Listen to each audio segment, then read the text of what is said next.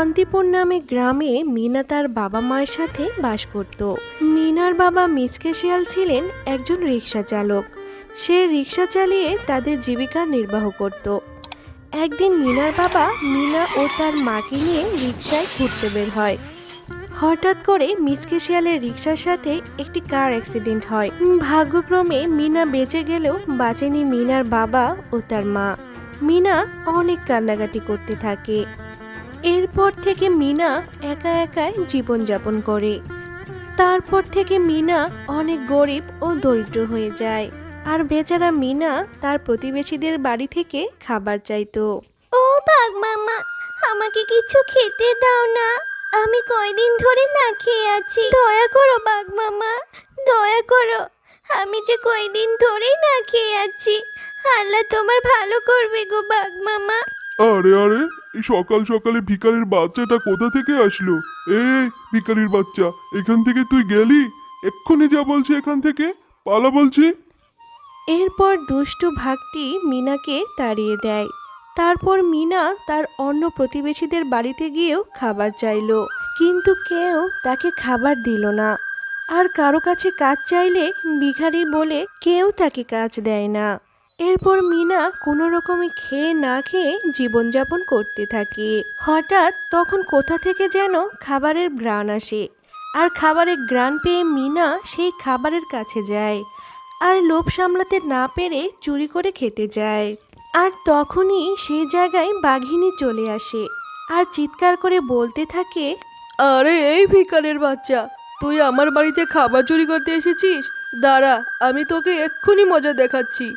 কই গো, ধরো একে, ধরো ধরো। তারপর বাঘ আর বাঘিনী মিলে মিনাকে অনেক মারতে থাকে। বাঘিনী কাকি, আমার অনেক লাগছে, আমাকে আর মেরো না, আমি 3 দিন ধরে না খেয়ে আছি। বাঘিনী কাকি, আমাকে ছেড়ে দাও, আমাকে ছেড়ে দাও, আমি আর কখনো আসবো না। এই ছোট লোকের বাচ্চাটার তো দিন দিন আসপর্দা বেড়েই যাচ্ছে। তুই আমার বাড়ির খাবার চুরি করে খাবি? দাঁড়া, তোকে আজকে আমি প্রাণে মেরেই ফেলবো। আর মিনা মারের আঘাত সহ্য করতে না পেরে ওখান থেকে পালিয়ে যায়।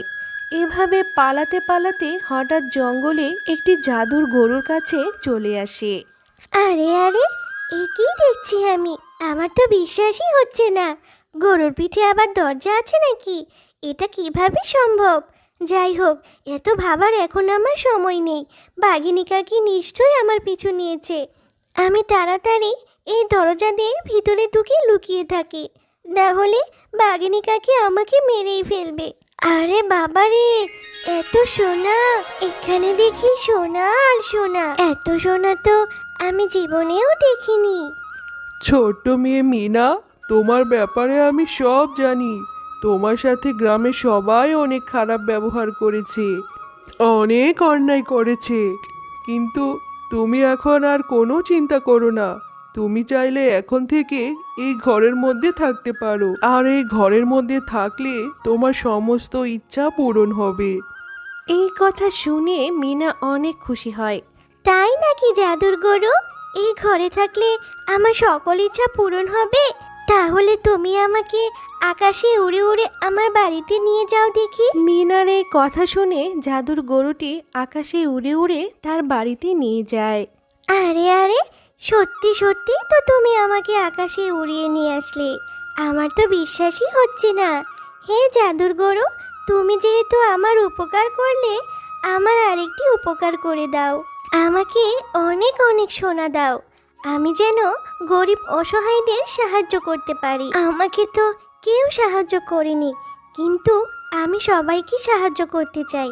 জাদুর গরু, মিনা, তুমি তো অনেক ভালো, অনেক দয়ালু স্বভাবের মেয়ে। আমি তো তোমার মতোই একজন কাউকে খুঁজছি, যেন তাকে দিয়ে আমার অনেক কাজ করানো যায়, কারণ আমিও চাই গরিব অসহায়দের সাহায্য করতে, আমার সোনা দানা তাদের মাঝে বিলিয়ে দিতে। এই নাও। এই কথা বলে জাদুর গরু তার মুখ দিয়ে অনেক সোনা বের করতে থাকে। যাও ছোট্ট মেয়ে, তুমি এই সব সোনা নিয়ে গরিব অসহায়দের সাহায্য করো। এরপর মিনা সমস্ত সোনা নিয়ে গরিব অসহায়দের সাহায্য করতে থাকে। এইভাবে মিনা প্রতিদিন জাদুর গরুর কাছ থেকে সোনা নিত। আর গরিব অসহায়দের মাঝে বিলিয়ে দিত। কি রে ভিখারির বাচ্চা, তুই এত সোনা দানা কোথা থেকে নিয়ে আসলি? চুরি করেছিস নাকি? হ্যাঁ, তোর মার খেয়ে মনে হয় শিক্ষা হয়নি, আরো কয়েকটা মার খেতে হবে। বাঘিনী কাকিমা, আমি আজ আপনার কাছ থেকে কিছু নিতে আসিনি, বরং আমি আপনাকে কিছু দিতে এসেছি। মরে যায় মরে যায়, এই ভিখারির বাচ্চাটা নাকি আমাকে কিছু দেবে। পালা এখান থেকে, এইসব ফালতু কথা বলবি না। আমি তোমার মতো এত নিষ্ঠুর না গো বাঘিনী কাকি।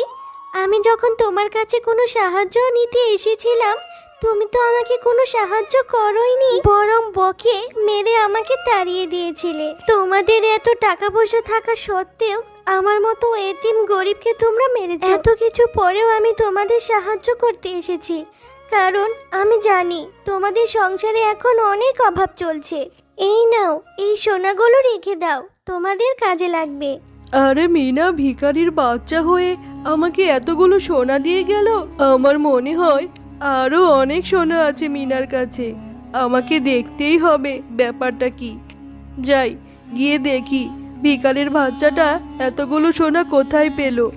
এরপর বাঘিনী মিনাদের ঘরের পাশে এসে দেখে বিশাল বড় এক সোনার গরু মুখ দিয়ে তার সোনা বের করছে।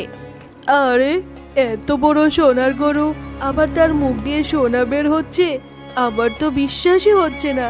মনে হচ্ছে এটা সাধারণ কোনো গরু নয়, এটা একটা জাদুর গরু। আর না হলে এটা কিভাবে সম্ভব? মিনা সমস্ত সোনা নিয়ে গ্রামবাসীদের সাহায্য করতে যায়। ঠিক তখনই লোভী বাঘিনী গরুর কাছে আসে। জাদুর গরু, আমাকে অনেকগুলো সোনা দাও, আমার সংসারে অনেক অভাব চলছে। ও আচ্ছা আচ্ছা, তোমার সংসারে অনেক অভাব চলছে, তুমি কোনো চিন্তা করো না, আমি তোমাকে সোনা না দিয়ে অনেকগুলো হীরা দিচ্ছি। এই হিরে তুমি বাজারে বিক্রি করে অনেক টাকা অর্জন করতে পারবে। এই বলে জাদুর গরু অনেকগুলো হিরে দেয়। এরপর বাঘিনী হিরেগুলো নিয়ে বাঘকে দেখায় আর সমস্ত কথা বাঘকে খুলে বলে। ও এই ব্যাপার, শোনো তাহলে, গরুর পেটে তো অনেক হিরেমতি সোনা আছে। শোনো, তুমি কাল সকালে সেই গরুর কাছে যাবে, আর সেই গরুর দরজা খুলে সোনামতি হিরে তুমি চুরি করে নিয়ে আসবে। আর লোভী বাঘিনী বাঘের কথা শুনে গরুর কাছে এসে দরজা খুলে পেটের ভিতরে প্রবেশ করে। আরে আরে, এ তো দেখছি সোনার পাহাড়, এত সোনা আমি জীবনেও দেখিনি। যাই, এখান থেকে সব সোনা হিরে মতি নিয়ে আমি পালিয়ে যাই, এতে করে এ গ্রামের সব থেকে ধনী আমি হয়ে যাব। এই লোভী বাঘিনী, তোর এত বড় সাহস, তুই সোনা চুরি করার জন্য আমার ঘরে ঢুকেছিস? তুই যেহেতু আমার পেটের ভেতরে ঢুকেই পড়েছিস, তাহলে এখানেই থাক তুই, এইখানে পচে গলে মরবি, আর এখান থেকে কোনো দিন বের হতে পারবি না। না না, হে জাদুর গরু, আমাকে তুমি ছেড়ে দাও, আমি আর কখনো লোভ করব না। আমার ভুল হয়ে গেছে জাদুর গরু, আমাকে তুমি ছেড়ে দাও, আমাকে তুমি ছেড়ে দাও, বাঁচাও বাঁচাও আমাকে, কেউ আছো? তো বন্ধুরা, আমাদের গল্প তোমাদের কেমন লেগেছে? যদি ভালো লেগে থাকে তাহলে লাইক, কমেন্ট আর সাবস্ক্রাইব করে আমাদের পাশেই থেকো। আর হ্যাঁ, বেল আইকন বেলটি অন করতে ভুলো না কিন্তু।